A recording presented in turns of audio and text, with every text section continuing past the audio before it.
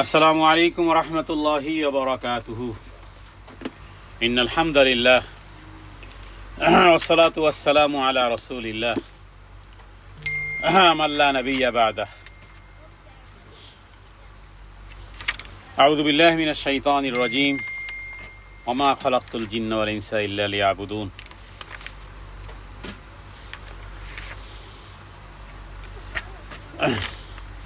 প্রশংসা আদায় করতেছি আল্লাহ সুবহানাহু ওয়া তাআলার। দুরূদ ও সালাম বর্ষিত হোক মুহাম্মদুর রাসূলুল্লাহ সাল্লাল্লাহু আলাইহি সাল্লামের উপরে।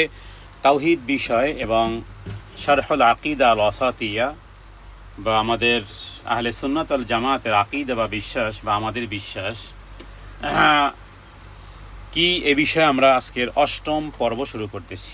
বিমাশিয়াতিল্লাহ বিইজনিল্লাহ ওমা তাওফীকি ইল্লা বিল্লাহ আলাইহি তাওয়াক্কালতু ওয়া ইলাইহি উনীব। এর পূর্বে আমরা এক থেকে শুরু করে আওয়ার কনসেপ্ট কি কি এ বিষয়ে আমরা 36 নম্বর পর্যন্ত কমপ্লিট করতে পেরেছিলাম। তার মানে আমাদের বিশ্বাস কি, আমাদের কনসেপ্ট কি, আমরা কোরআন এবং হাদিস বিষয়ে, ইসলাম বিষয়ে, ইসলাম এবং মুসলিম বিষয়ে আমরা কি ধারণা পোষণ করি, এই বিষয়ে আমরা আওয়ার কনসেপ্ট এক থেকে নিয়ে আমরা 36 নম্বর পর্যন্ত আলোচনা করেছি এবং তার ধারাবাহিকতার দর্শসমূহের আজ অষ্টম পর্ব। ইনশাআল্লাহ আমরা আওয়ার কনসেপ্ট নম্বর 37 থেকে শুরু করতে চাচ্ছি। বিমাশিয়াতিল্লাহ বিইজনিল্লাহ ওমা তাওফীকি ইল্লা বিল্লাহ আলাইহি তাওয়াক্কালতু ওয়া ইলাইহি উনীব। সুবহানাকা লা ইলমা লানা ইল্লা মা আল্লামতানা ইন্নাকা আনতাস সামিউল আলিম। আওয়ার কনসেপ্ট নম্বর 37 আমরা বিশ্বাস করি ফেরেশতা বিষয়ে আজকে আমরা কিছু আলোচনা করব, কারণ এই কনসেপ্ট আপনাকে আমাকে সঠিক বাক্য প্রয়োগ এবং আমাদের দৈনন্দিন জীবনে আসলে ফেরেশতাদের কী প্রভাব আছে ইত্যাদি বিষয়ে আমরা এই আলোচনা থেকে ইনশাআল্লাহ জানতে পারবো ইনশাআল্লাহ। দেখুন, আসলে ইসলামের প্রথম ওহী ছিল, ইসলামের প্রথম ওহী ইকরা। আপনারা জানেন যে ইসলামের প্রথম ওহী ছিল ইকরা। তাহলে প্রথম ওহী যেহেতু ইকরা, তার মানে পড়ো। কার নামে? তোমার প্রভুর নামে পড়ো। এখন বিষয় হলো যে আমরা পড়ি না, যা পড়ি সেখানে আল্লাহ তাআলার নামে কিছু থাকে না, আর যেখানে আল্লাহ তাআলার নামের বিষয়গুলো আছে সেগুলো আমরা খুব কম পড়ি। এই কথাটাকে যদি আমি আপনাদেরকে প্রশ্ন করি তাহলে অ্যান্সারে আমরা যা পাবো সেটা হলো যে এখানে 100-র উপরে দিনী বোনেরা আছেন। যদি আমি আপনাদেরকে প্রশ্ন করি সেই অ্যান্সার 5 জনের থেকে হয়তো বেশি আসবে না। সেটা কি? প্রশ্নটা কি তাহলে? অথচ আপনারা সবাই এখানে আনপড় লেখা কেউ নেই, এখানে সবাই শিক্ষিতা, সবাই হাই কোয়ালিটির গ্র্যাজুয়েশন কমপ্লিট করেছেন আমি বিশ্বাস করি। যদি প্রশ্নটা এরকমের করি যে আসলে যেটা আল্লাহ তাআলা ইসলামের প্রথম শব্দ যেহেতু ইকরা, পড়ো তোমার প্রভুর নামে যিনি তোমাকে সৃষ্টি করেছেন, তাহলে আমরা বলি যে আমরা মুসলিম জাতি হিসেবে আমাদের পড়ার একটা বিষয় হলো কোরআনুল কারীম। গোটা কোরআনুল কারীমের ফার্স্ট টু লাস্ট তরজমাতুল কোরআন, মানে তরজমা সহ কয়জন পড়েছেন? যদি 100 জনের মধ্যে প্রশ্ন করি 5 জন বের হয় কিনা সন্দেহ আছে যে গোটা কোরআনুল কারীম সূরা ফাতিহা থেকে সূরা নাস পর্যন্ত তরজমা সহ পড়েছেন কিনা। যারা পড়েছেন আলহামদুলিল্লাহ। তাহলে ম্যাক্সিমাম 95 বলতে পারবে যে হয়তোবা কিছু পড়েছে। পুরো গোটা কোরআনুল কারীমের শুরু থেকে শেষ পর্যন্ত পড়া হয় না। অথচ ইকরা, এখানে 5টি আয়াত নাজিল হয়েছিল, যে ইকরা বিসমি রাব্বিকাল্লাযী খালাক, খালাকাল থেকে শুরু করে আল্লামাল ইনসানা মা লাম ইয়ালাম। এখানে ইয়া আল্লাম এই শব্দ আছে কয়বার? 6 বার। 5টি আয়াতে 6 বার ইলম শব্দটি আছে। ইলম মানে কি? জ্ঞান। তাহলে একইভাবে আকীদার কয়টি কিতাব আমরা পড়েছি যদি প্রশ্ন করি? ওই এইভাবে এরকমই হয়তোবা 5-7 জন পাওয়া যাবে যারা আকীদার প্রপার একটা আকীদার কিতাব পাঠ করেছে, অথচ তারা বিভিন্নভাবে হাজার হাজার বই কিতাব পাঠ কর্নেওয়ালিনী অনেক দিনই বোন আছেন যারা জীবনে এখনও পৃষ্ঠা উল্টান। কিন্তু আকীদার কমপ্লিটলি কয়টি কিতাব আমরা পড়েছি? তাহলে বিষয়টি এরকমের যে একে তো ইকরা পড়া ছিল, ইকরা ছিল আল্লাহর পক্ষ থেকে, আর ইকরাও হয় না, অন্ততপক্ষে ইসমাত হোক। যারা আকীদার কিতাবগুলো পড়তে পারিনি, আমরা শব্দে শব্দে কোরআনের প্রায় 400 পর্ব আমরা আলহামদুলিল্লাহ আল্লাহ তাআলা তৌফিকে আমরা সম্পন্ন করতে পেরেছি। তো আমরা মূলত আসলে আলহামদুলিল্লাহ পৃথিবীর যে যেখানেই আছে শত ব্যস্ততার মধ্যে সুপার বিজি এই দুনিয়াতে শত ব্যস্ততার মধ্যে থেকেও যাতে করে আমরা কোরআন থেকে না হারিয়ে যাই, আকীদার জায়গা থেকে না হারিয়ে যাই। এজন্য আল্লাহ তাআলা তিনি তার তৌফিকে তিনি আমাদের মতন গুনাহগারদেরকে দিয়ে এই লিঙ্কে আলহামদুলিল্লাহ শব্দে শব্দে কোরআনের দর্স যেমন শুরু করিয়েছেন, অনুরূপভাবে আকীদার দর্সও শুরু করিয়েছেন। আলহামদুলিল্লাহি রাব্বিল আলামিন। সমস্ত প্রশংসা আল্লাহ তাআলার জন্য। অতএব অন্ততপক্ষে যারা ইকরা পড়তে পারেননি তারা অন্ততপক্ষে গভীর মনোযোগ সহকারে, অন্ততপক্ষে ইসমা, তার মানে তুমি পড়ো তোমার প্রভুর নামে, অন্ততপক্ষে সেটা না করতে পারলে ইসমা, তার মানে যেন জ্ঞান পাগল হন, যেন গভীর মনোযোগ সহকারে শ্রবণ করেন। তাহলেও কি হবে? তাহলেও কোরআন একটি আয়াত আপনার সপক্ষে কথা বলবে। আল্লাহ বলেন আল্লাযীনা ইসতামিউনাল কওল, অনবী যারা গভীর মনোযোগ সহকারে শ্রবণ করে, ফায়াত্তাবিউনা আহসানাহু, এবং তার মধ্যে উত্তম জিনিসের অনুসরণ করে। নবী আপনি তাদেরকে জানিয়ে দেন উলাইকাল্লাযীনা হাদাহুমুল্লাহ, এরা তো হেদায়েতের রাস্তায় উঠে গেছে। সুবহানাল্লাহ। সার্টিফিকেট কে দিচ্ছেন? আল্লাহ সুবহানাহু ওয়া তাআলা দিচ্ছেন। তাহলে পিছনে কাজ কি, কারণ কি? এরা ভালো কথা শ্রবণ করে। তাহলে আল্লাহ তাআলার কথার চেয়ে আর ভালো কথা কার হতে পারে? রাসূলুল্লাহ সাল্লাল্লাহু আলাইহি ওয়াসাল্লামের কথার চেয়ে আর কোন দামি কথা হতে পারে? তাহলে যারা পড়তে পারেননি অথবা বয়স পড়ার এখন সেই সক্ষমতা হারিয়ে ফেলেছেন, গভীর মনোযোগ সহকারে তারা যদি শ্রবণ করেন, আমরা পড়নেওয়ালাও হতে চাই, শ্রবণকারীও হতে চাই, যাতে করে কোনো জায়গা থেকে আমরা পরকালের নাজ নিয়ামত থেকে যেন বঞ্চিত না হই। অতএব ওই আয়াতটি যেখানে আল্লাহ তাআলা বলেছেন যারা গভীর মনোযোগ সহকারে ভালো কথা, উত্তম কথা শ্রবণ করে এবং সেটার অনুসরণ করে, আল্লাহ বলেন উলাইকাল্লাযীনা হাদাহুমুল্লাহ, এরা হেদায়েত প্রাপ্ত, এবং উলাইকা হুম উলুল আলবাব, এবং এরা আসল জ্ঞানী। আল্লাহ তাআলা যেন আমাদেরকে সে আসল জ্ঞানী বানান। আসল আল্লাহ তাআলার কাছে আসল জ্ঞানী হতে হলে তাহলে উত্তম কথা শ্রবণ করতে হবে গভীর মনোযোগ সহকারে এবং অনুসরণের নিয়তে। বক্তার ভুল ধরার জন্যও নয়, অথবা বক্তার জ্ঞানের কমতি ঘাটতি, শব্দ উচ্চারণ উপস্থাপনে ভুল ভ্রান্তি, এটা হবেই স্বাভাবিকভাবেই, সেটাও নয়, বরং সত্যিকার অর্থে এর মধ্যে ভালো কিছু যদি থাকে তাহলে আমরা গভীর মনোযোগ সহকারে আমরা তার অনুসরণ করব। কেন? এই কারণে যাতে করে আমরা হেদায়েত প্রাপ্ত হয়ে যেতে পারি এবং আল্লাহ তাআলার দৃষ্টিতে উলুল আলবাব হতে পারি। তাহলে আমরা শুরু করতেছি অষ্টম পর্ব, আহলে সুন্নাত ওয়াল জামাতের আকীদা বিষয়। অষ্টম পর্বে আমরা আল্লাহ তাআলার উপর ইমানের যে বিষয়গুলো আছে, আল্লাহ তাআলার উপরে আমানতু বিল্লাহ, এরপরে ওয়া মালাইকাতিহি, ফেরেশতাদের উপরে। ফেরেশতারা কারা? তারা আল্লাহ তাআলার বান্দা, আল্লাহ তাআলার বান্দা। আল্লাহ তাআলার কোনো এমন নয় যে তাদের সাহায্য ছাড়া আল্লাহ তাআলা মনে হয় অসম্পূর্ণ, না। আল্লাহ নিজে বলেছে তোমরা যেমন, তোমাদের মধ্যে যেমন তোমরা যেমন আমার বান্দা, এরাও বান্দা। বাল ইবাদুম মুকরামুন লা ইয়াসবিকুনাহু বিল কওলি ওয়া হুম বিআমরিহি ইয়ামালুন। তারা সম্মানিত বান্দা। কারা? ফেরেশতারা। তারা, আমরা তো অনেক কথা অগ্রিম বলে ফেলি, আল্লাহ তাআলা আমাদেরকে ফ্রিডম দিয়েছেন, স্বাধীনতা দিয়েছেন, কিন্তু ফেরেশতারা কোনো কথা আগ বাড়িয়ে না বলতে পারে, এবং যে আদেশ তাদেরকে আল্লাহ তাআলা করেছেন ওহুম বিআমরিহি ইয়ামালুন, যেই আদেশ দেওয়া হয়েছে ওই আদেশই তারা পালন করতে বাধ্য। ومن عباده لا يستكبرون عن عبادته ولا يستحسرون يسبحون الليل والنهار لا يفترون। ফেরেশতাদের চরিত্রের কথা বলা হচ্ছে যে তারা আল্লাহ তাআলার ইবাদত করতে কোনো রকমের অহংকার করে না, অলসতাও করে না, এবং রাত দিন ইউসাব্বিহুনা আল-লাইলা ওয়ান-নাহারা, রাত এবং দিন, ইউসাব্বিহুনা, তারা তাসবিহ পাঠ করতে থাকে, ওয়ালা ইয়াফতুরুন, এক সেকেন্ডের জন্য অফ হয় না। কারণ কি? তাদের মানবীয় যে চাহিদাগুলো, আমাদের ঘুমাতে হয়, ওযু ইস্তেঞ্জায় যেতে হয়, বিভিন্নভাবে দুনিয়াবি বিভিন্ন রকমের কাজকর্ম করতে হয়, পেটের চাহিদা, যৌবনের চাহিদা, শরীরের চাহিদা, রোদ বৃষ্টির চাহিদা আলাদা আলাদা, এই রকমের কোনো চাহিদা তাদেরকে আল্লাহ তাআলা রাখেননি, বিধায় এক সেকেন্ডও, ওয়ালা ইয়াফতুরুন, এক সেকেন্ডও তারা থামে না। তাহলে আল্লাহ তাআলা ফেরেশতাদেরকে আমাদের থেকে আড়াল করে রেখেছেন, আমরা দেখতে পাই না, বাট আল্লাহ তাআলা আর কোন ফেরেশতাকে আল্লাহ তাআলা, দেখুন মানুষকে আল্লাহ তাআলা বেশি ভালোবাসেন ফেরেশতাদের চেয়েও, কারণ মানুষকে যখন ভালোবাসা শুরু করেন তখন আল্লাহ তাআলা ফেরেশতাদের কাছে বলেন যে আমি অমুককে ভালোবাসি। আবার মানুষের আকৃতিতে ফেরেশতাদেরকে আল্লাহ তাআলা পাঠিয়েছেন, এবং ফেরেশতাদের মধ্যে সবচেয়ে বেশি সম্মানিত, সবচেয়ে গুরুদায়িত্ব যার কাছে, যাকে দিয়ে আল্লাহ তাআলা সমস্ত নবী এবং রাসূলদের কাছে পাঠিয়েছেন, তিনি সেই ফেরেশতার নাম হলো রূহুল কুদুস, বা যাকে আমরা জিবরাইল আমিন বলি, জিবরাইলা, তার আসল নাম জিবরাইল।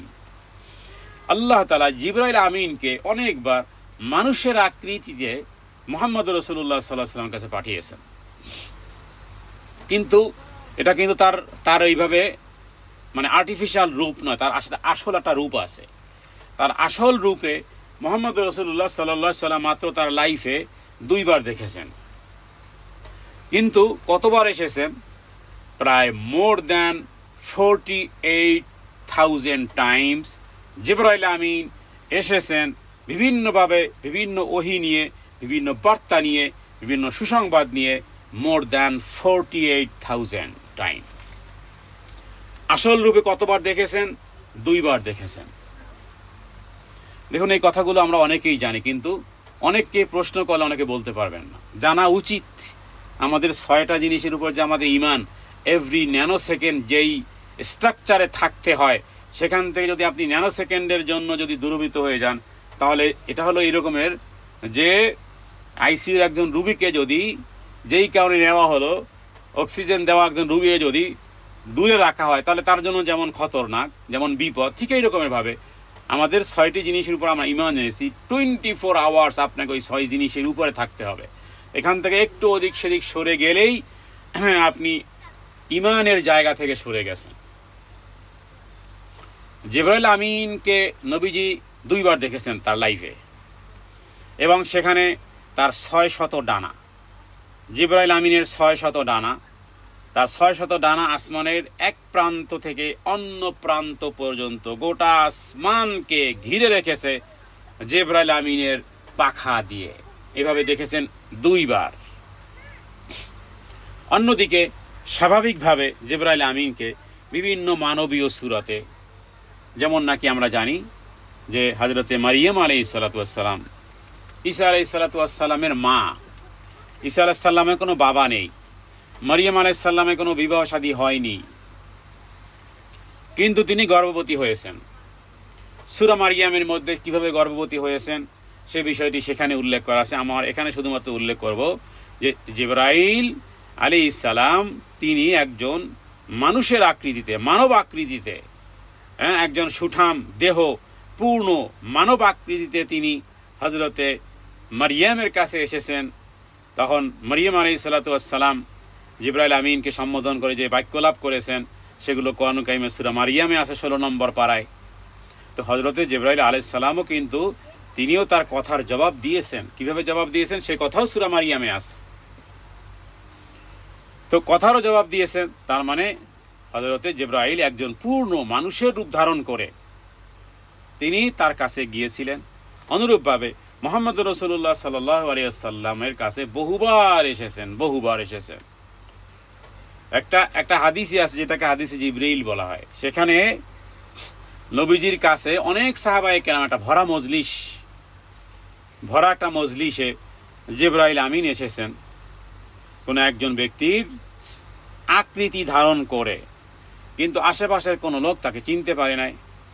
তার চেহারা, তার সূরা, তার পোশাক ইত্যাদি সাহাবায়ে কেরাম দেখতেছিলেন যে এই লোকটাকে আমরা চিনিও না, কিন্তু মাশাআল্লাহ কাপড় কত পরিষ্কার, চেহারায় কোনো মলিনতার চিহ্ন নেই, কোনো ভ্রমণের কোনো ক্লান্তি নেই, ওদিকে ধবধবে সাদা পোশাক।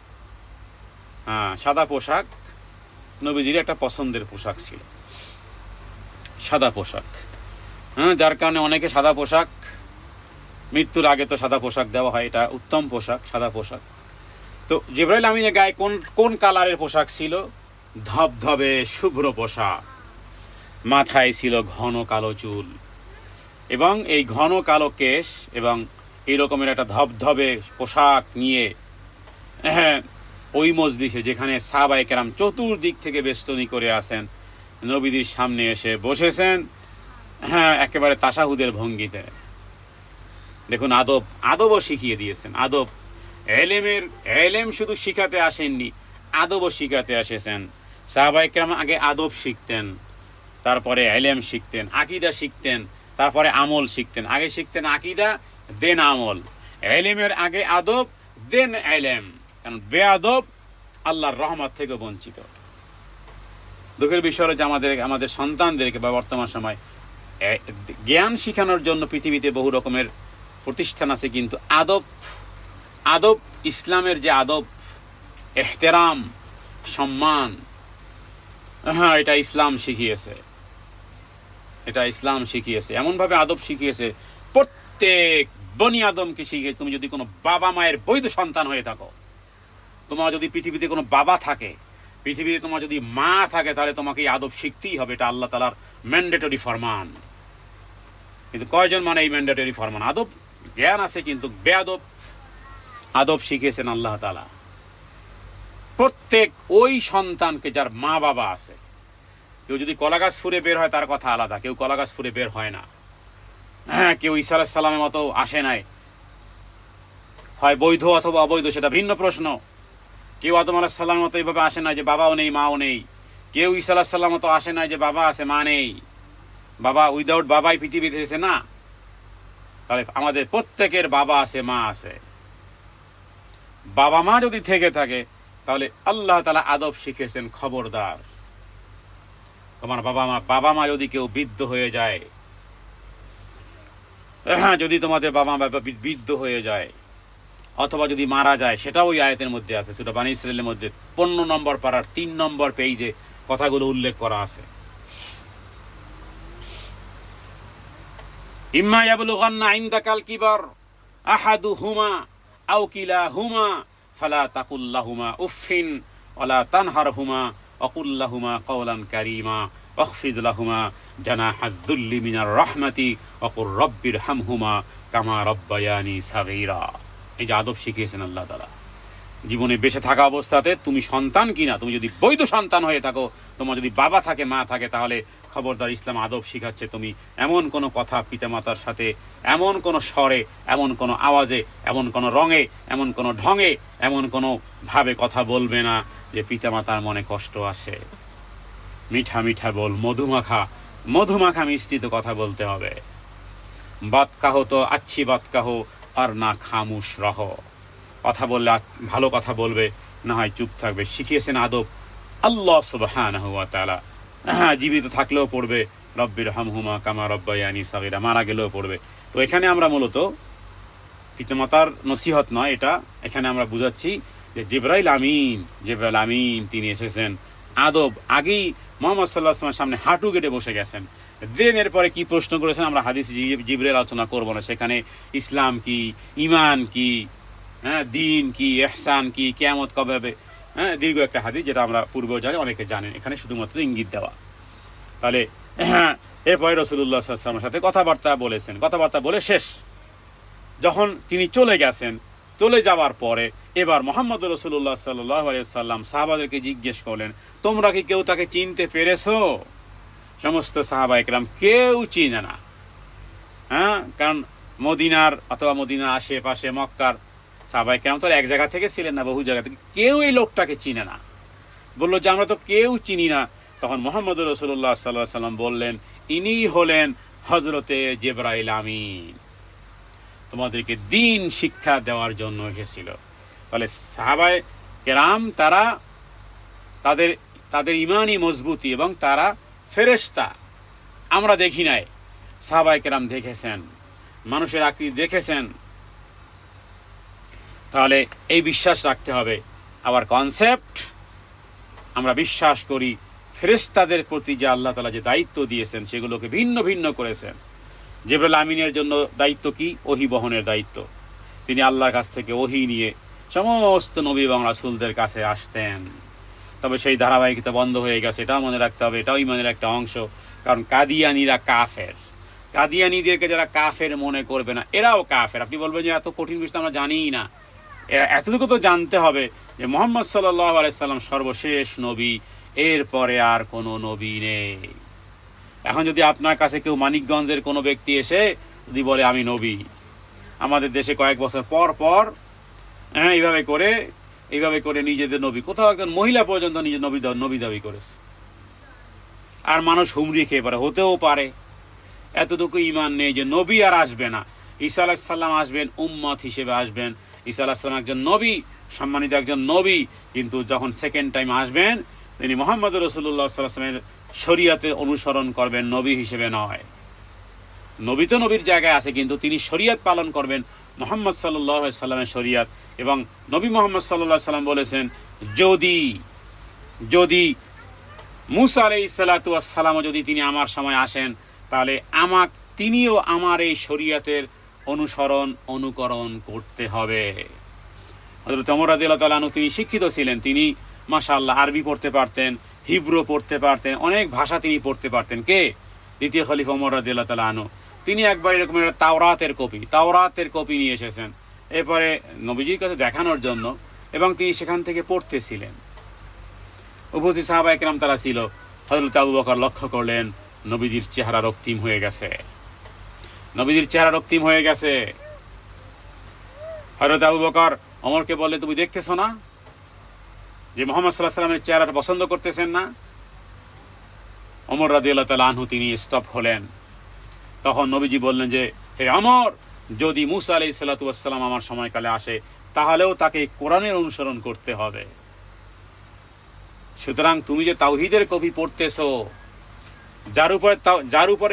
যার উপরে এই তাওরাত নাজিল হয়েছে, সেই নবীও যদি আমার সময়কালে আসে, তাহলে কোরআনের অনুসরণ করতে হতো। তাহলে আপনি চিন্তা করেন, এখান থেকে চিন্তার কিছু খোরাক আছে। মাঝে মধ্যে আমরা চিন্তার খোরাক নিয়ে আলোচনা করব, যে মুসা আলাইহিস সালাতু ওয়াস সালাম একজন নবী, একজন উলুল আজমি মিনার রসুল, যার সাথে আল্লাহ তাআলা কথা বলেছেন, ওয়াকাল্লামাল্লাহু মুসা তাকলিমা। তিনিও যদি এই জামানায় আসতেন, তিনি কোরআনুল কারীম অধ্যয়ন করতেন, যে না জানি আমি তো নবী, আমার কাছে তাওরাত আছে, আমার কোনো কথা যেন আমার তাওরাতের অনুকূলে গিয়ে যেন কোরআনের বিপরীত না হয়। তাহলে সর্বপ্রথম মুসা আলাইহিস সালাম স্টাডি করতেন কোরআনুল কারীম, দেন কথা বলতেন। কিন্তু আপনি আমি কোরআনুল কারীম স্টাডি করা তো দূরের কথা, ধর্মযুদ্ধে আপনি বড় পাকা, আমরা বড় পাকা, মুহূর্তেই লেগে যাই, মুহূর্তেও ধর্মের ফাতোয়া দেই, মাসলা মাসাইল বলি, আসলে কোরআন এবং সুন্নাহর অথেন্টিক কোনো জ্ঞান আমরা জানি না।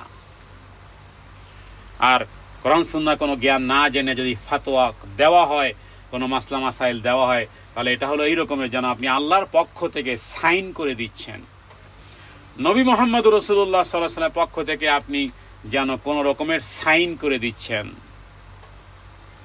কথা যদি সেটা সত্য না হয়, এক্স্যাক্টলি যদি হুবহু শব্দে না মিলে, তাহলে এর দায়িত্ব সম্পর্কে নবীজি বলেছেন, মান কানা আলাইয়া মালাম আকুল মাইয়াকুল আলাইয়া মালাম আকুল মাইয়াকুল আলাইয়া।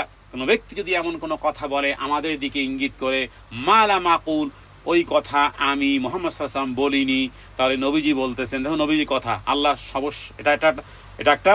এটা মানে একটা রুলস, একটা রেগুলেশন, একটা আইন, একটা কানুন। নবীজি বলতেছেন, কারো কথা যদি আমার উপরে এমন কোনো কথা দিল যেই কথাটা আমি বলিনি, তাহলে কি হবে? ফালিয়াতাবাওয়া মাকাদাহু মিনান নার, সে যেন তার ঠিকানা জাহান্নামে করে নিল। এটা রুলস, এটা রেগুলেশন।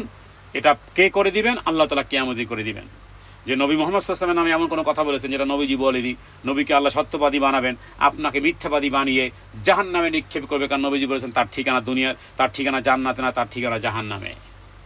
কারণ আপনি নবীজির নামে এমন কিছু কথা বলেছেন যেটা নবীজি বলেনি।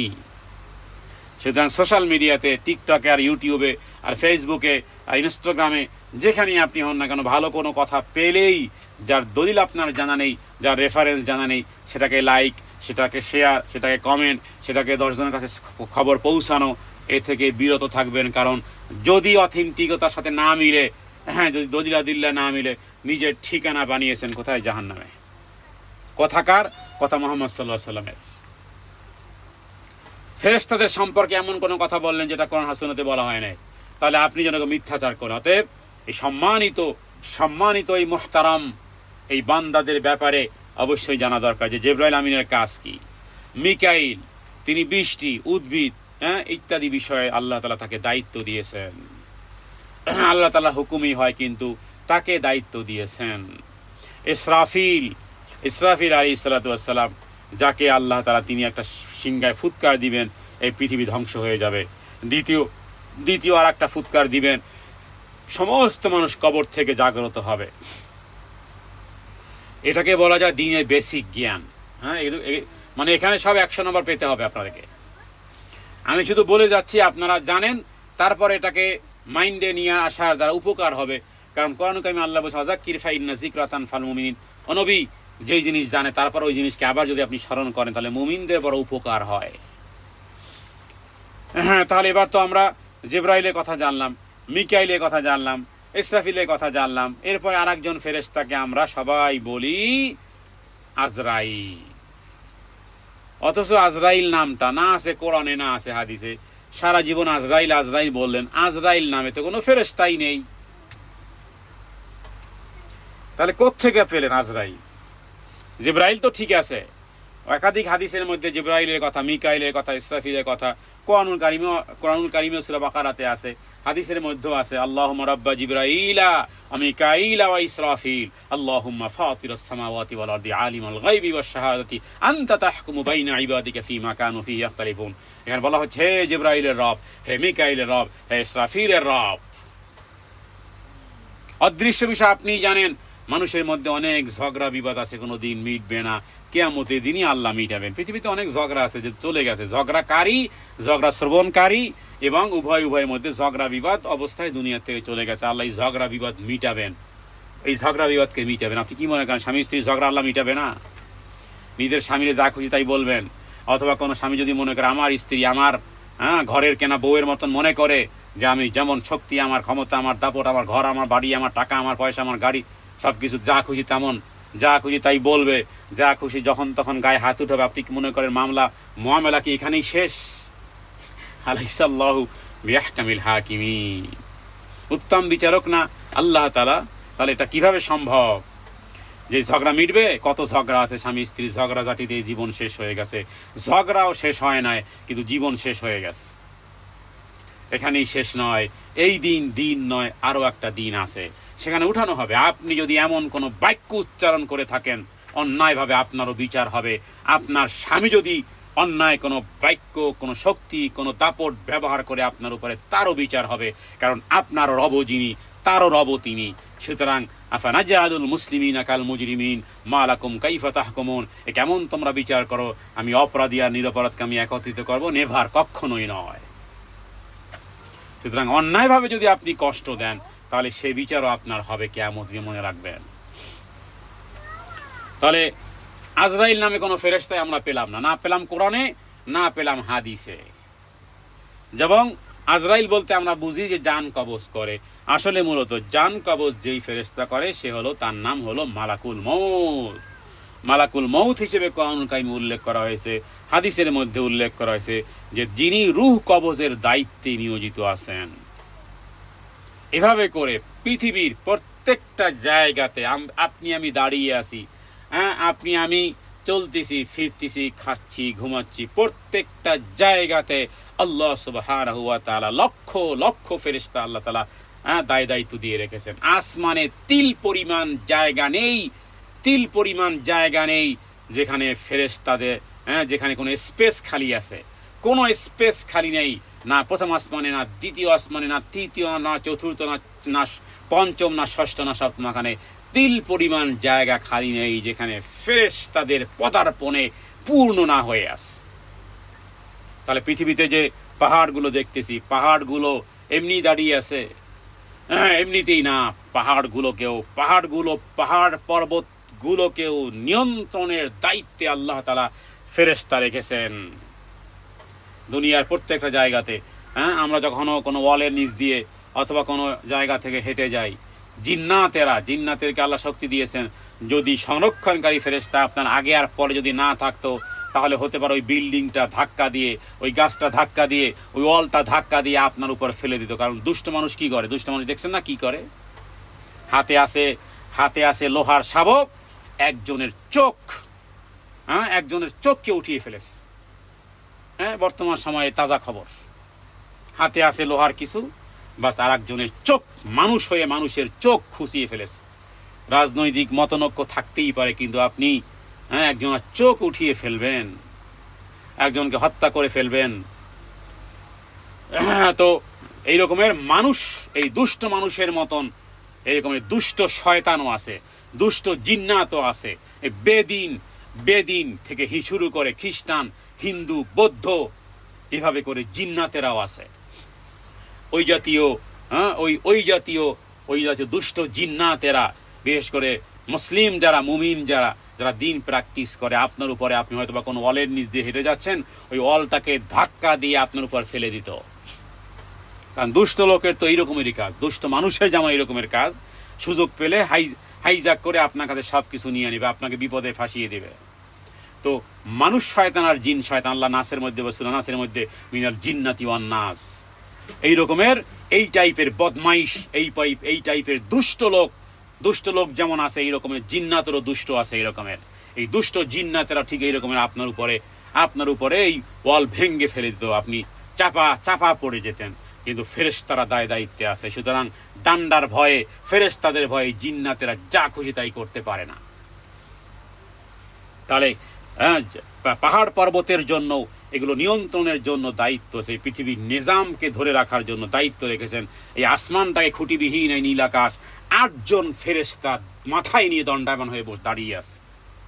আপনি আমি বিমানে, আপনি আমি উন্মুক্তভাবে, ফ্রিডমভাবে ঘোরাফেরা করি, 8 জন ফেরেশতাই আসমানকে ধরে রেখেছেন। খুঁটিবিহীন এই নীল আকাশ 8 জন ফেরেশতার মাথার উপরে আছে। অনুরূপভাবে জান্নাতের দায়িত্বে আছে মালিক ফেরেশতা, দোজখের দায়িত্বে আছে জান্নাতের দায়িত্বে আছে রেদওয়ান ফেরেশতা, মালিক ফেরেশতা আছে জাহান্নামের দায়িত্বে। অসংখ্য অগণিত আপনার আমার সৃষ্টির শুরু লগ্ন থেকে পৃথিবীতে আপনার আমার জন্ম হওয়ার মধ্যে লক্ষ লক্ষ ফেরেশতার আছে। এমন কি অসংখ্য অগণিত ফেরেশতা মায়ের জরায়ুতে পুরুষের স্পামকে যখন নারীর জরায়ুতে যখন নিক্ষেপ করা হয়, সেখানে ব্রণ প্রতিপালনের দায়িত্বে ফেরেশতারা আছেন। একাধিক হাদিসগুলো এভাবে করে সাপোর্ট দেয়। সুতরাং বহু ফেরেশতাকে আল্লাহ তাআলা এই আদম সন্তানকে সুরক্ষিত থাকার জন্য, হেফাজতে থাকার জন্য অসংখ্য অগণিত ফেরেশতা, আমরা যখন ঘুমাই ফেরেশতারা পাহারাদারিত্ব করে। আয়াতুল কুরসি পড়লে তো আছে করে আয়াতুল কুরসি না পড়লেও কিছু ফেরেশতা মুতলাকান আমভাবে সংরক্ষণ করে। তাহলে অনেক মানুষ ঘুমানোর মধ্যে ঘুমাতে পারতো না, কত রকমের যে বিপদ, কত কিছু হয়ে যেত। পোকামাকড়ের মধ্যে ঘুমিয়ে থাকলেও ঠিকই কানের মধ্যে নাকের মধ্যে পোকা বলেন, পিপিলিকে বলেন, মশা বলেন, মাছি বলেন, ফড়িং বলেন, কত কিছুই তো পৃথিবীতে নারী করে। তো এগুলোর দ্বারা আপনি ঘুমাতে পারতেন। একটা মস্তকের মধ্যে যদি আপনার এই নমরুদের মতন যদি একটা মাছি, একটা পোকা, আমাদের চোখে সাধারণত কি হয়, চোখে একটা সাধারণত একটা ক্ষুদ্র বালুকণার এক অংশ চোখে গেলেও মনে হয় যেন চোখের মধ্যে পাহাড় ঢুকে গেছে।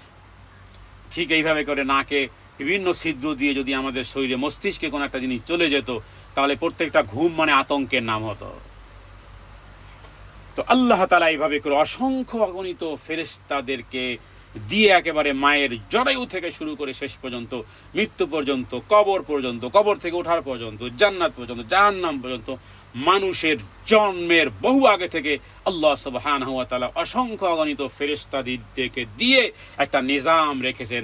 আপনার আমার ব্রণ প্রতিপালনের পূর্বেই ফেরেশতারা 120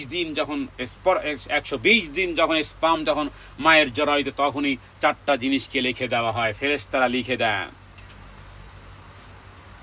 ঠিক এরপরে পৃথিবীতে যখন আসে তখনও ফেরেশতারা পর বিছিয়ে দেন। সুতরাং সহজ হয় একজন নারীর জন্য।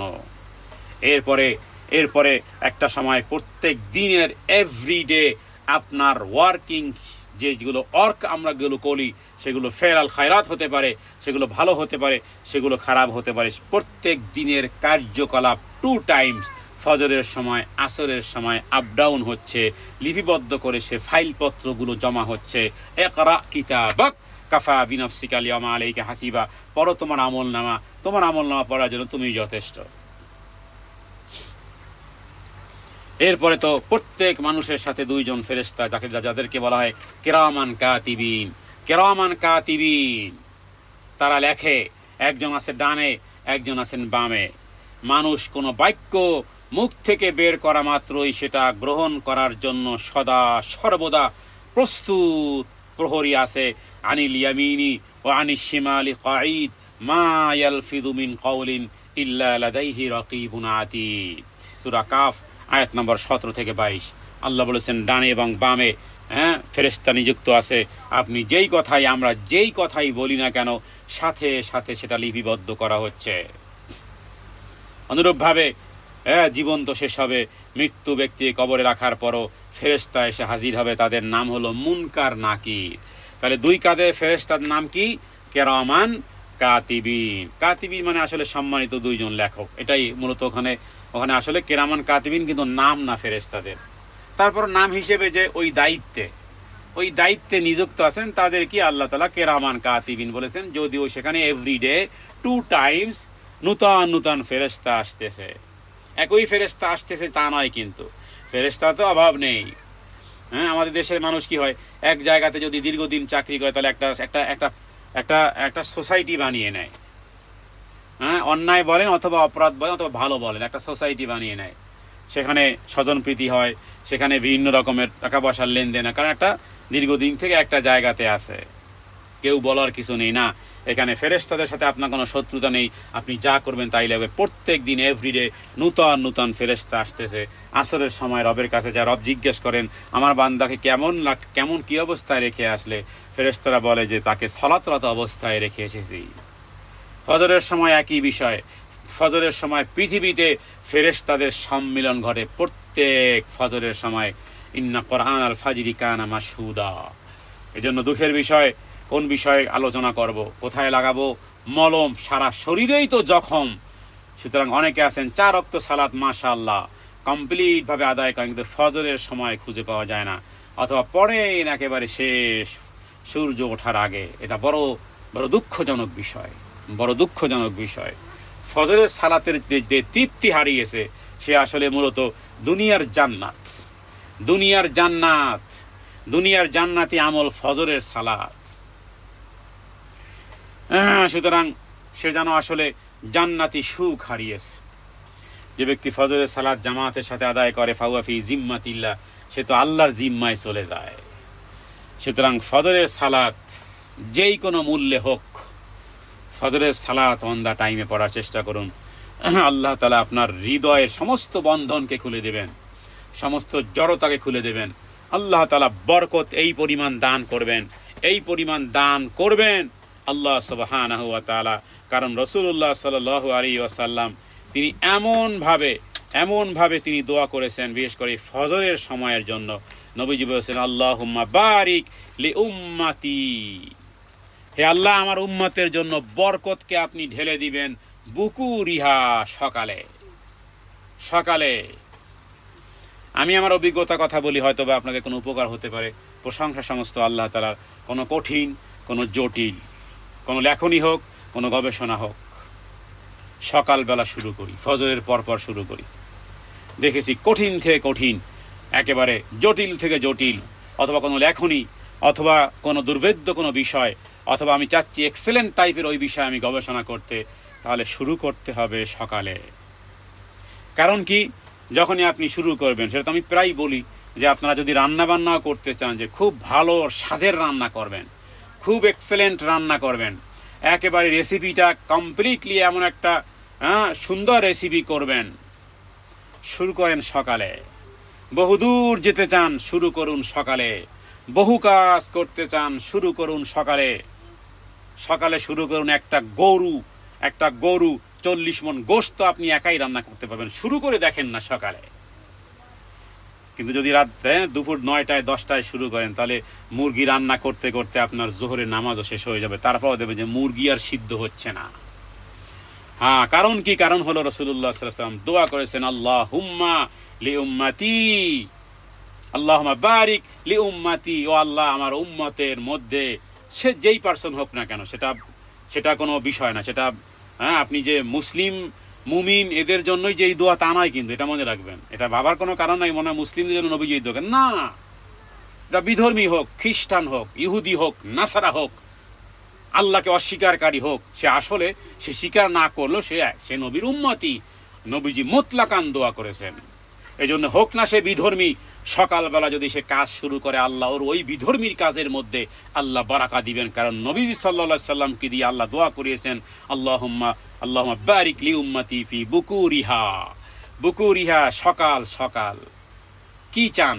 সকালে 10 মাইল হাঁটতে চান, সকালবেলা শুরু করেন, জোহরের আগে 10 মাইল পৌঁছে যেতে পারবেন।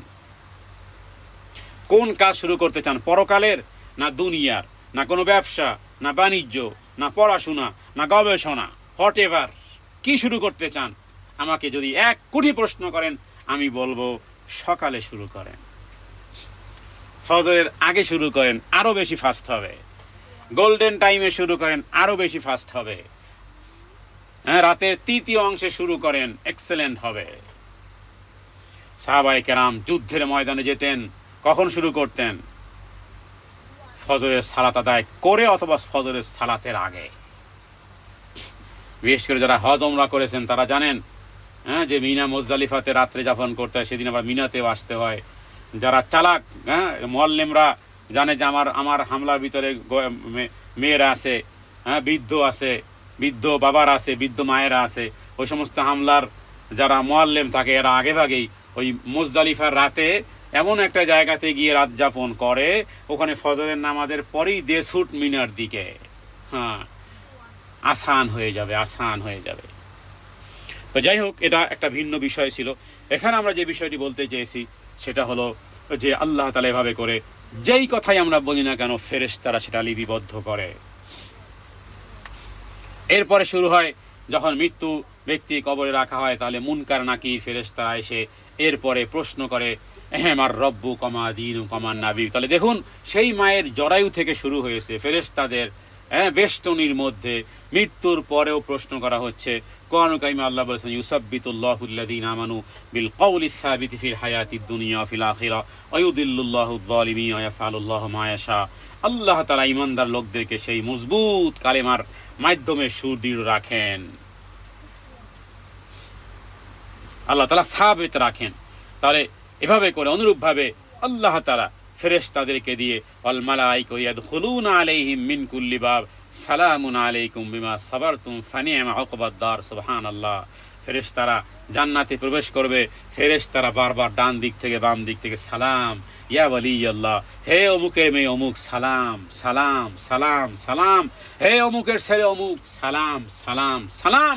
ওয়াল মালাইকাতু ইয়াদখুলুনা আলাইহিম মিন কুল্লি বাব, প্রত্যেক ডোর থেকে বেহেশতবাসীদের, জান্নাতবাসীদের নিকট আগমন করতে থাকবে, প্রত্যেক দরজা দিয়ে হাজারো হাজারো ফেরেশতা, এবং তারা বলতে থাকবে সালামুন আলাইকুম সালামুন আলাইকুম সালামুন আলাইকুম। প্রত্যেক ফেরেশতারা সালাম দিচ্ছে। এখানে গরিবের সালাম কেউ নেয় না। ধনী লোক সালাম দিলে হ্যাঁ নেয়, এটা স্বার্থ আছে। গরিবের সালাম, ফকিরের সালাম কয়জনে নিতে চায়? ফকিরের সালাম কেউ নিতে চায় না। ফকিরের পাশে গিয়ে সেলফিও তোলে না। হ্যাঁ, যত বড় বড় হারামখোর আছে, বড় বড় এই রকমের দেশ আর জাতিকে যারা বিক্রি করে দিয়ে আধিপত্যবাদকে যারা আশ্রয় প্রশ্রয় দিয়েছে, এদের কাছে সেলফি তুলে সেগুলোকে মানুষ প্রাউড ফিল করে। কিন্তু কোনো ফকিরের কাছে, ফকিরের সাথে কেউ সেলফি তোলে না। সেলফি তোলা জায়েজ না জায়েজ হালাল হারামের প্রশ্ন না, প্রশ্ন হলো মানুষ ফোকাস করে কোন দিকে। গরিবের সালাম কোনো সালাম?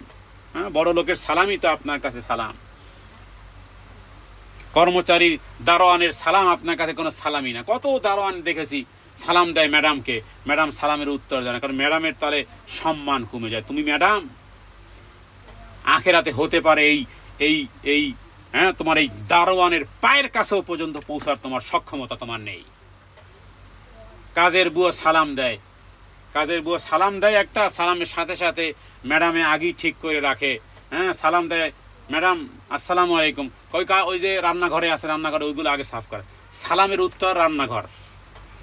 এগুলো অহংকার, এগুলো অহংকার। হতে পারে এই কাজের বেটি, কাজের মহিলা, কাজের এই নারী, সে যদি তাওহীদ নিয়ে পৌঁছতে পারে, অন্তত পক্ষে একই কোয়ালিটির তাওহীদও যদি তুমিও নিয়ে যাও, তাও তোমার 500 বছর আগে এই কাজের মহিলা, এই সার্ভার, এই ওয়ার্কার তোমার আগে পৌঁছবে। সুতরাং তার পায়ের কাছেও পৌঁছতে পারবে না। কিসে এত অহংকার? মরে গেলে তো কাফনে কোনো পকেট থাকে না, কিসে এত অহংকার। সুতরাং ওখানে সালাম প্রদান করা হবে, ফেরেশতারা সালাম সালাম সালামুন আলাইকুম। তবে এখানে আরেকটা কঠিন একটা শব্দ আছে এই আয়াতের মধ্যে। এই আয়াতটি মূলত সূরা রাদের একটি আয়াত, 23 নম্বর সূরার 24 নম্বর আয়াত, চমৎকার সংখ্যা। এখানে একটা বিষয় আছে কি, এই আয়াতের মধ্যে আছে সালামুন আলাইকুম বিমা সাবারতুম ফানিআমা উকবাদ্দার।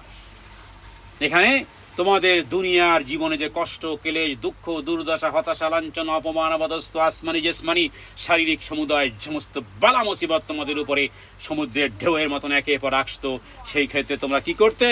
সাবারতুম। হ্যাঁ, চমৎকার এক শব্দ, চুম্বক এক অংশ, সাবারতুম, তোমরা ধৈর্য ধারণ করতে। ফানিআমা উকবাদ্দার, আর তার কারণে এখন সেই সবরের কারণে তোমাদের উপর শান্তিতে বর্ষিত হোক। অনুরূপভাবে ফানিআমা উকবাদ্দার, মাশাআল্লাহ, কতই না চমৎকার তোমাদের এই শেষ পরিণতি, কতই না চমৎকার। নেয়ামা শব্দ আরবিতের উপরে আর এর উপরের লেভেলের নেয়ামার উপরে আর কোনো শব্দ নেই গোটা কোরআন এবং হাদিসে। মনে রাখবেন নেয়ামা শব্দ, মনে রাখবেন নেয়ামা মানে এটাকে, নেয়ামা শব্দের উপরে আর কোনো ওয়ার্ড কোরআনেও নেই, হাদিসেও নেই। তার মানে এটা হলো অ্যাট দ্য টপ লেভেলের এক শব্দ, যেটাকে নেয়ামা বলা হয়। এই জন্য আমরা পড়ি না হাসবুনাল্লাহু ওয়া নি'মাল ওয়াকিল, নি'মাল মাওলা ওয়া নি'মান নাসির। এতে 3বার নেয়ামা আছে। এই জন্য নেয়ামার উপরে আর কোনো রিগার্ডিং কোনো ওয়ার্ড আরবিতে নেই। এটা হলো সর্বোচ্চ অ্যাট দ্য টপ লেভেলের শব্দ নেয়ামা। মানে কি, বাংলাতে এটা হয়তো আমরা বুঝাতে পারি যে কতই না চমৎকার, মানে এর উপরে আর কোনো চমৎকারের কিছু নেই, এর উপরে টপ লেভেলের আর কিছু নেই, এটাকে নেয়ামা শব্দ বোঝানো হয়। এবার ফেরেশতারা বলতেছে ফানিআমা উকবাদ্দার, আরে দুনিয়ার জীবনে তোমরা যে সবর অবলম্বন করেছিলে এবং এর বিনিময়ে তোমাদের যে শেষ পরিণতিটা, মাশাআল্লাহ, কতই না চমৎকার। হ্যাঁ, সুতরাং মেঘ দেখে ভয় পাওয়ার কিছুই নেই, মেঘের পিছনে সূর্য হাসে। মেঘ দেখে ভয় পাওয়ার কিছুই নেই, মেঘের পিছনেই সূর্য হাসে। কতদিন কষ্ট থাকবে, কতদিন দুঃখ থাকবে, ইমাম শাফি তো বলেছেন জান্নাতে প্রবেশের আগ মুহূর্ত পর্যন্ত দুঃখ কষ্ট লেগেই থাকবে, জান্নাতে যেদিন পা রাখবো ওদিনই দুঃখ কষ্ট বিদায় নিবে। সুতরাং দুঃখ কষ্ট যার সাথী, তাকে দুঃখ কষ্টের ভয় দেখায় লাভ নাই। যার জন্ম হয়েছে লাথি খাওয়ার জন্য, তাকে লাথির ভয় দেখিয়ে লাভ নাই। ফুটবলের তো জন্ম হয়েছে লাথি খাওয়ার জন্য, সুতরাং ফুটবলকে লাথি দেওয়া, লাথির ভয় দেখাও ফুটবলকে। সুতরাং মুমিন ব্যক্তিকে এইভাবে করে কোনো কিছুতে আটকানো যায় না, কারণ জানে এগুলো টুডে আসবে, টুমোরো চলে যাবে। তাহলে আল্লাহ তাআলা এগুলো দিতে পারেন না? অবশ্যই করতে পারেন। যে আল্লাহ তাআলা পৃথিবী, আসমান এবং জমিন, এই গোটা পৃথিবীকে যিনি খালেক, তিনি পারেন না? অবশ্যই পারেন। কিন্তু আপনার আমার কোয়ালিটি, কে মুমিন, কে মুনাফেক, কে আর্টিফিশিয়াল মুমিন, কে রিয়েল মুমিন। আফা হাসিবতুম, কি ভেবেছো তোমরা, আইয়াতুরাকু, ছেড়ে দেব, আইয়াকুলু, এই কথা বললে আমার না ঈমান এনেছি, আহুম লা ইফতানু, আমি পরীক্ষা করব না। কারণ পরীক্ষার মাধ্যমে কে ভালো ছাত্র, কে খারাপ ছাত্র, এই চাপাবাজি, গলাবাজি বন্ধ হয়। অনুরূপভাবে কে মুমিন আর কে মুনাফেক, কারণ সবাই দাবিতে, চোরের মার বড় গলা, সবাই দাবিতে আমরা অনড়, কিন্তু আসল পরীক্ষার সময় দেখা যাবে মুমিন ব্যক্তির উপর পরীক্ষা হলে সে আল্লাহ ধৈর্য ধারণ করবে। আর যদি কিছু ব্যক্তিবর্গ আছে যে এমনিতে ভালো কিছু পেলে কি খুশি, কি হাসি, কি আনন্দ, এটা তো আমাদেরও আছে, কিন্তু এই ব্যক্তিকে আপনি দুঃখে ফেলেন, এবার দেখবেন যে সালাত ছেড়ে দিয়েছে, সিয়াম ছেড়ে দিয়েছে, একে গালাগালি করতেছে, ওকে গালাগালি করতেছে। আল্লাহ এদের কথা বলেছেন, আমিনান নাসি মান ইয়াবুদুল্লাহ আলা হারফিন ফাইন আসাবাহু খায়রুন ইতমান্নাবি ওয়া ইন আসাবাতু ফিতনাতুন ইনকালাবা আলা ওয়াজহিহি খাসিরাত দুনিয়া ওয়াল আখিরা যালিকা হুয়াল খুসরানুল মুবিন। মানুষের মধ্যে এমন কিছু আছে দোদুল্যমান ঈমান, টলে না, ভালো কিছু পেলে খুব খুশি, আল্লাহর সন্তুষ্টি, সুবহানাল্লাহ, আলহামদুলিল্লাহ, আল্লাহু লা ইলাহা ইল্লাল্লাহ, মানে একেবারে সে হাফেজ হয়ে গেছে।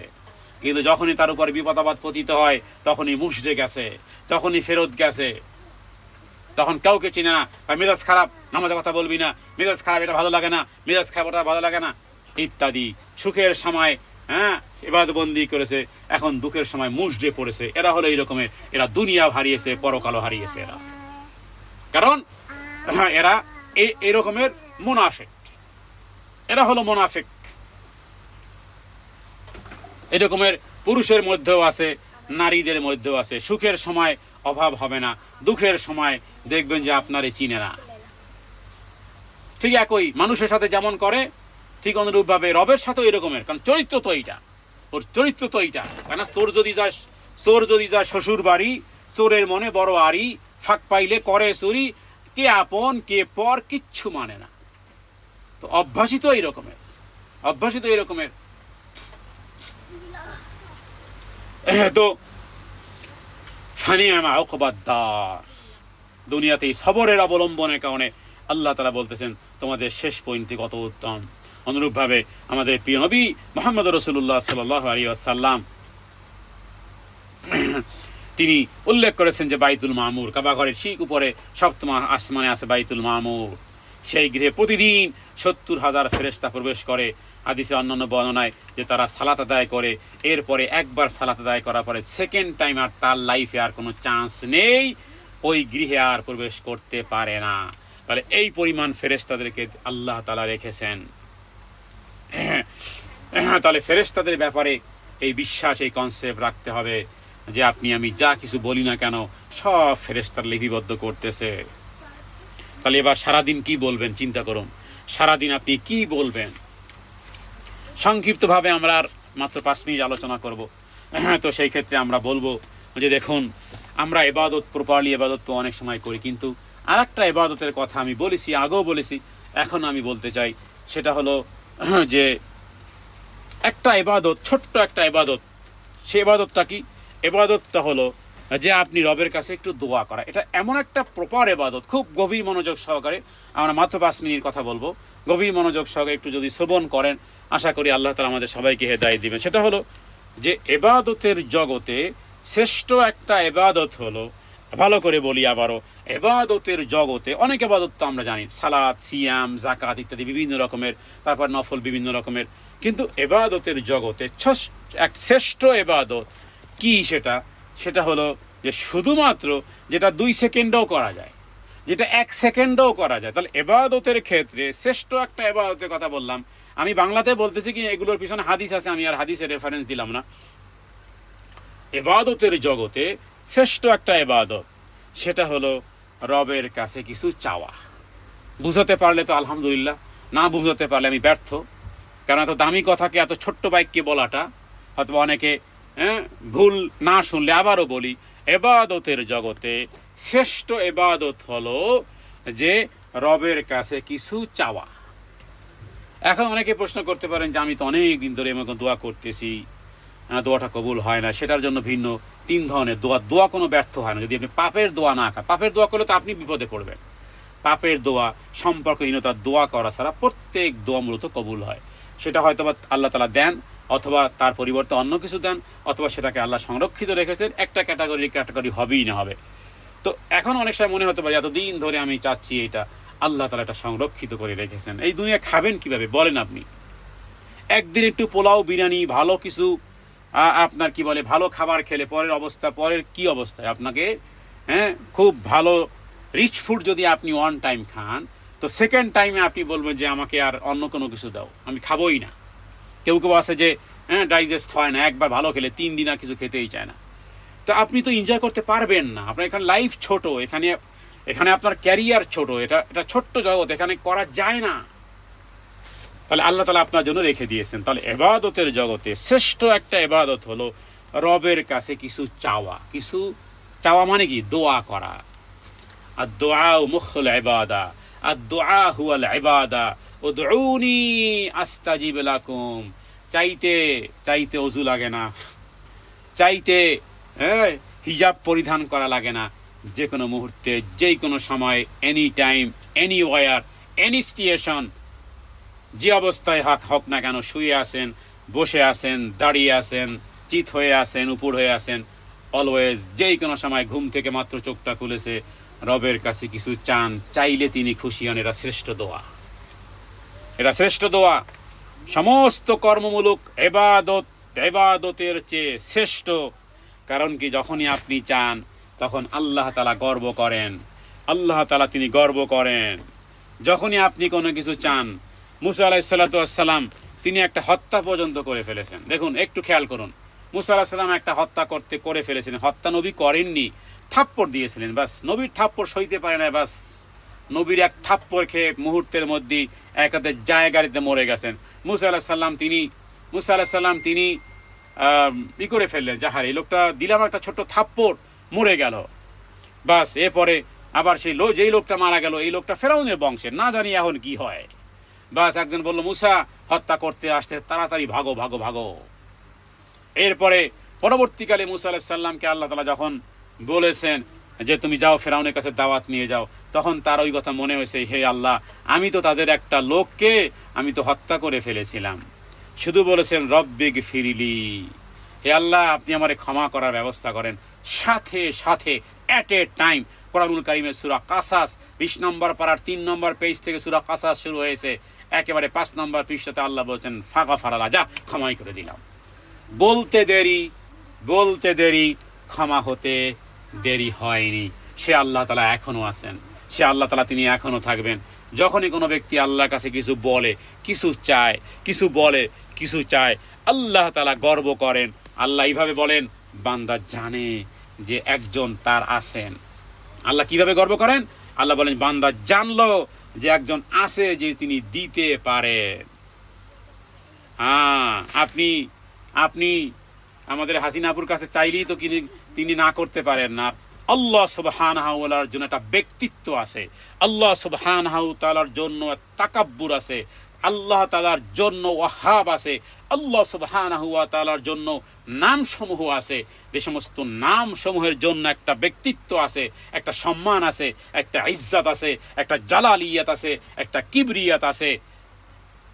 আর সেই কারণে যখনই কোনো ব্যক্তি আল্লাহ তাআলার কাছে কিছু চায় এবং তিনি গর্ব করেন যে তিনি দিতে পারেন, অতএব হাদিসে বলতেছে কোনো ব্যক্তি যদি আল্লাহ তাআলার কাছে চায় আর তিনি যদি না দেন, তাহলে আল্লাহ তাআলা লজ্জাবোধ করে। এটা আল্লাহ তাআলার জন্য এটা ইয়াস্তাহি, হাদিসের শব্দ হলো ইন্নাল্লাহা ইয়াস্তাহি, আল্লাহ তাআলা লজ্জাবোধ করেন।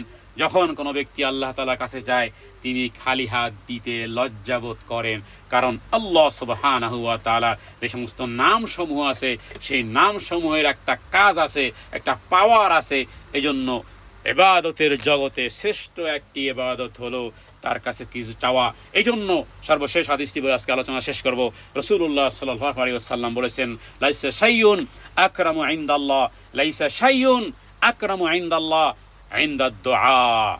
নবীজি বলেছেন, আল্লাহ তাআলার কাছে এর চেয়ে শ্রেষ্ঠ আর কিছু নেই, অথবা আল্লাহ তাআলার কাছে সবচেয়ে আকরাম, ইসমে তাফজিলের সিগা, সবচেয়ে সম্মানের, সবচেয়ে বহুত বড় বিষয়ের একটি বিষয় হলো, এর চেয়ে আর বন্য কোনো কিছু নেই। এখানে সব কিছুকে নাকচ করা হয়েছে, মানে ইবাদতের জগতে অন্যান্য আমলকে ওভারটেক করে, জাম্পিং করে দেন যেন এই হাদিসটা সামনের দিকে অগ্রসর হচ্ছে, যেটা বলতেছে লাইসা শাইউন আকরামু ইনদাল্লাহ ইনদাদ দুআ, আল্লাহ তাআলার কাছে এর চেয়ে আর শ্রেষ্ঠ কিছু নয় যে বান্দা আল্লাহ তাআলার কাছে দোয়া করে। সম্মানিত উপস্থিতি, অতএব এই ইবাদত করতে সেটা যদি একটা শব্দও হয়, সেটা যদি এতটুকু হয় যে আস্তাগফিরুল্লাহ, ব্যাস, তাহলে আমি বলবো প্রিয় দিনী ভাই, দিনী বোন, অথবা এই ভয়ে যত জায়গাতে যাবে, যে আমাদের হায়াত কতটুকু আছে আমরা জানি না, অন্তত পক্ষে আপনি সারাটা দিন কি করেন, আস্তাগফিরুল্লাহ শব্দ আপনি ইচ্ছা করলে, আমরা ট্রাই করে দেখেছি, 1 মিনিটের মধ্যে 70 বারের বেশি বলা যায় যদি শুধু আস্তাগফিরুল্লাহ পড়েন। এই একটা শব্দ, আস্তাগফিরুল্লাহ আস্তাগফিরুল্লাহ আস্তাগফিরুল্লাহ আস্তাগফিরুল্লাহ আস্তাগফিরুল্লাহ। নবীজি সারাদিন কত হাজার বার পড়তেন। মোটামুটি একাধিক হাদিসগুলোকে নির্যাস করলে বোঝা যায় যে প্রত্যেকটা মজলিসে, এভরিডে, প্রত্যেকটা মজলিসে 100 বার, 70 থেকে 100 বার।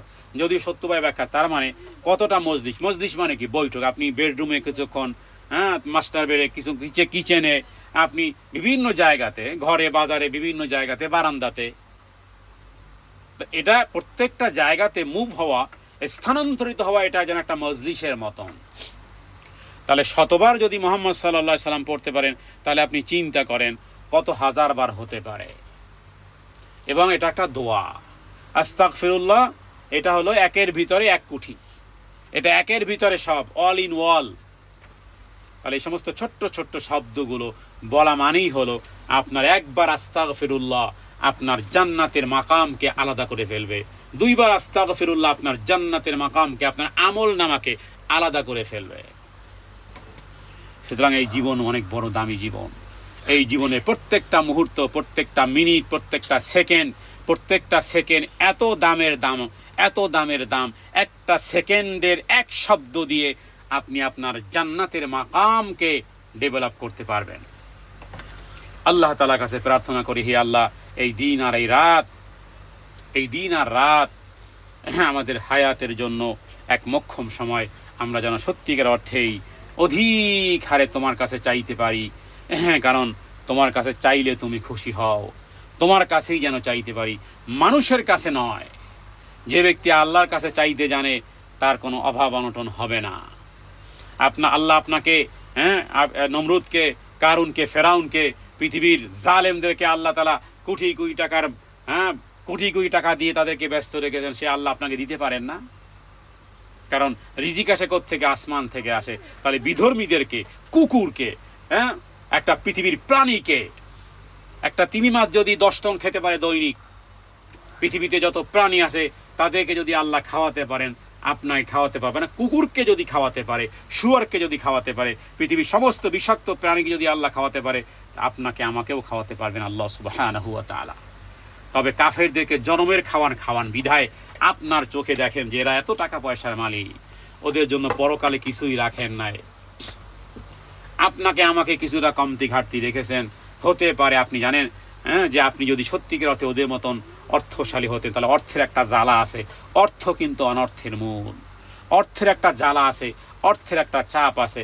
আপনি যদি ওই রকমের অর্থশালী হতেন, তাহলে এই রকমের মজলিসে অন্তত পক্ষে আপনার আশাটাকে আপনি ছোট মনে করতেন, যে এখানে আমার 1 ঘন্টা আলোচনা, একজন মৌলবীর 1 ঘন্টা আলোচনার সময় আমার কোথায়? আমার তো এই বিজনেস, ওই বিজনেস, ওইখানে আমার 1 ঘন্টায় আমার 1 কোটি টাকা, 10 কোটি টাকা আমার ইনকাম হয়। ওখানে আমার 1 ঘন্টা দিলে আমার 100 কোটি টাকা আমার ইনকাম হয়। তো তাদের জন্য এই সমস্ত জায়গাতে তো তাদের কাছে মনে হবে সময় নষ্ট। আল্লাহ তাআলা আমাদেরকে যে অবস্থায় রেখেছেন, প্রত্যেকেই আমরা গোলের মধ্যে আছি, প্রত্যেকেই আমরা একটা এইমের মধ্যে আছি, প্রত্যেকে একটা পরীক্ষার মধ্যে আছি।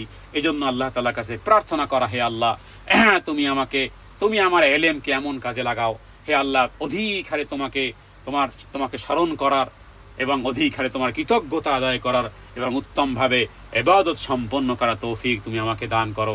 আল্লাহ তাআলার প্রতি আপনি যে অবস্থা আছেন, ওই অবস্থাতে আপনি শত সহস্র কোটিবার আপনি আল্লাহ তাআলার শুকরিয়া আদায় করতে বাধ্য। সত্যিকার অর্থে যদি আমরা আল্লাহ তাআলার এই নিয়ামতগুলোকে দেখি, সুতরাং আল্লাহ তাআলা তিনি মানুষকে এস্টাবলিশ করতে পারেন, অবশ্যই করতে পারেন। সুতরাং কেউ হতে পারে যে তিনি আর্থিক অসচ্ছলতায় আছেন, এটাকে আল্লাহ তাআলার রহমত হিসেবে দেখতে হবে। কারণ এর মাধ্যমে আল্লাহ তাআলা দুনিয়ায় শুধু শেষ নয়, বরং পরকালে আমাদের যেন উত্তম থেকে উত্তম আল্লাহ তাআলা বিনিময় রেখেছেন। এই জন্য সর্ব অবস্থাতে আল্লাহ তাআলার উপর সন্তুষ্টি প্রকাশ করা এবং সময়ের মূল্য ব্যবহার করা, আল্লাহ তাআলার কাছে কিছু চাওয়া, কিছু দোয়া করা। আল্লাহ তাআলা কোরআন কারীমের মধ্যে বলেছেন, নবী উদউনি আস্তাজিব লাকুম, বান্দা আমাকে ডাকলে আমি তার ডাকের সাড়া দেই। ওয়াইদা সাআলাকা ইবাদি, হে নবী, যদি আমার ব্যাপারে কেউ প্রশ্ন করে আমার ব্যাপারে, সাআলাকা ইবাদি আন্নি ফাইন্নি করিব, আমি তাদের নিকটবর্তী। উজিবু দাওয়াতাদ দাঈ ইযা দাআন, যখন তারা আমাকে ডাকে আমি ডাকে সাড়া দেই। ফাস্তাজিবু লি ওয়াল ইউমিনু বি লাআল্লাহুম ইয়ারশুদুন।